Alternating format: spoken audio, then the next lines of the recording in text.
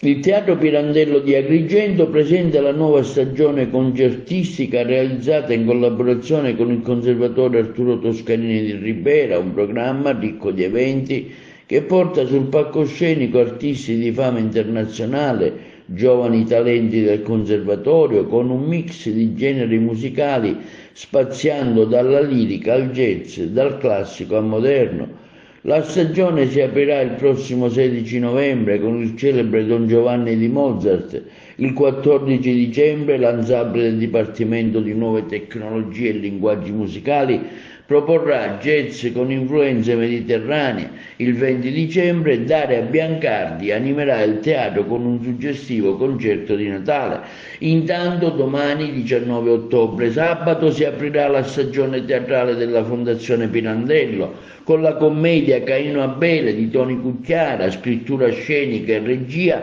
di Arele Vincenti. Lo spettacolo sarà replicato domenica pomeriggio dalle ore 17 in poi. Il Teatro Pirandello arricchisce sempre di più la propria offerta culturale e oggi lo fa presentando la stagione concertistica 2024 e 2025 che è stata ideata e condivisa col Conservatorio Toscanini di Ribera. Quindi due importanti e prestigiose istituzioni culturali, Teatro Pirandello da una parte, Conservatorio Toscanini dall'altra, che uniscono le proprie forze e che lo fanno già anche in virtù di un recente passato, perché sin dall'insediamento di questa governance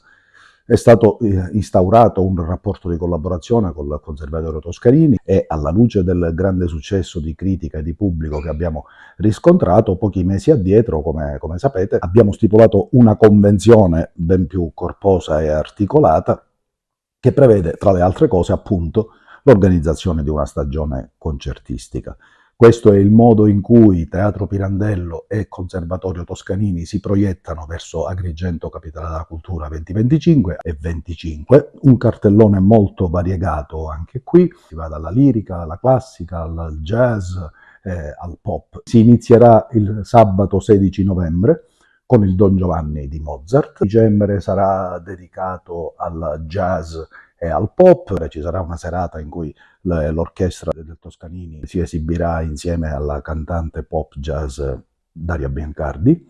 e poi nel 2025 ancora eventi di altissimo livello, altissimo profilo, penso al concerto insieme al grande pianista maestro Enrico Pieranunzi, un jazzista di fama internazionale. Avremo il piacere di vedere esibire al Teatro Pirandello l'Orchestra Sinfonica del Conservatorio Vincenzo Bellini di Catania. Insomma, tanta roba con cui queste due istituzioni culturali presentano questa offerta e fanno in modo che, sfruttando la coincidenza di Agrigento, capitale della cultura, le eccellenze del nostro territorio, e non solo del territorio, possano godere di questa speciale vetrina.